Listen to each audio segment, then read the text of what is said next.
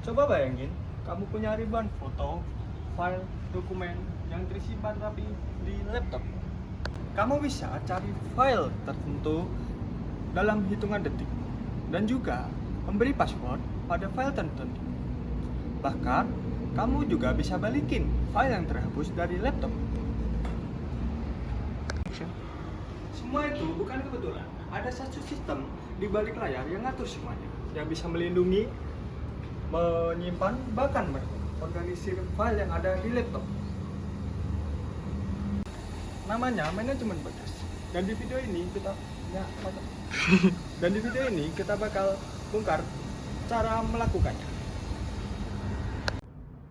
Sebelum kita masuk ke teknisnya, kita kenalan dulu sama yang namanya Windows.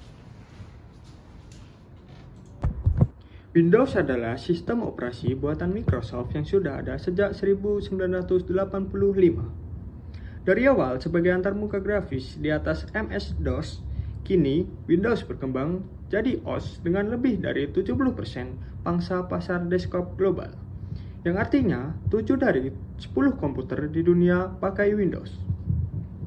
Windows modern berjalan di atas Windows NT kernel, sebuah kernel yang dirancang untuk stabil, aman, dan efisien. Dan salah satu komponen terpentingnya adalah bagaimana dia mengelola data yang kita simpan.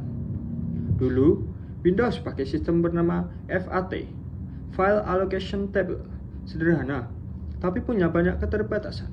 Sekarang, Windows menggunakan New Technology File System, atau dapat disingkat NTFS, yang jauh lebih canggih, aman, dan andal. Nah, NTFS inilah yang akan jadi fokus utama kita. Oke, kita mulai dari dasarnya dulu. Manajemen berkas adalah bagian dari OS yang mengatur semua hal soal file, mulai dari gimana file dibuat, disimpan, diorganisir dalam folder, dilindungi dari akses yang tidak sah, sampai file dipulihkan atau terjadi masalah. Tanpa manajemen berkas, data di disk kamu cuma deretan angka biner yang nggak punya makna. File system lah yang memberi struktur, nama, dan aturan pada data itu. Dan di Windows, file system yang bertanggung jawab atas semua ini adalah NTFS. Jantung dari NTFS adalah sebuah komponen yang bernama Master File Tables atau NFT.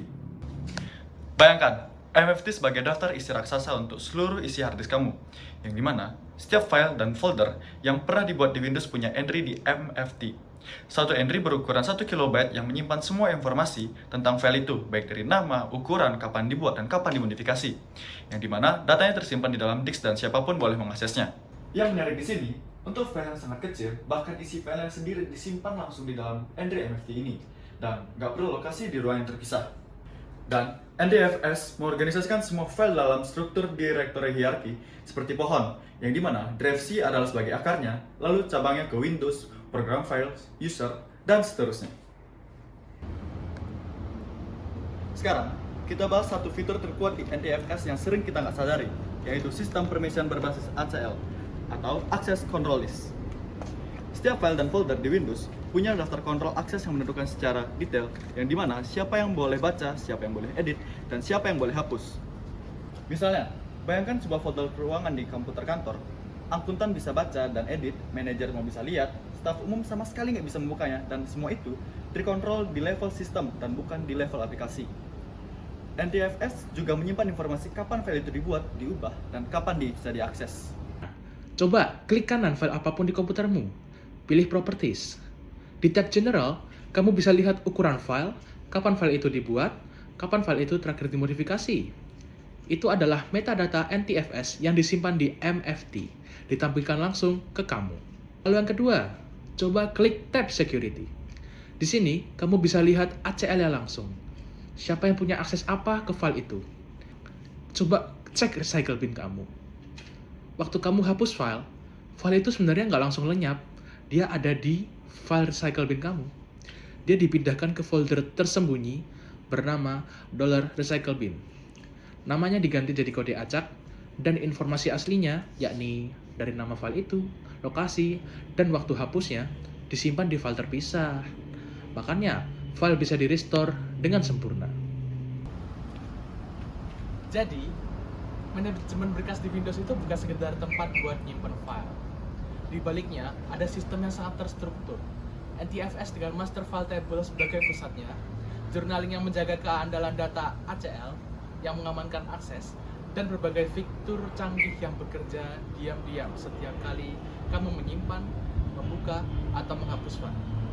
Setiap klik save, setiap kali kamu drag file ke recycle bin, setiap kali Windows berhasil recover setelah mati tiba-tiba, itu semua adalah manajemen berkas yang sedang bekerja di balik layar tanpa kita sadari. Semoga video ini bisa kasih kamu inspirasi ataupun gambaran yang lebih jelas tentang salah satu komponen terpenting dalam sistem operasi. Sampai jumpa.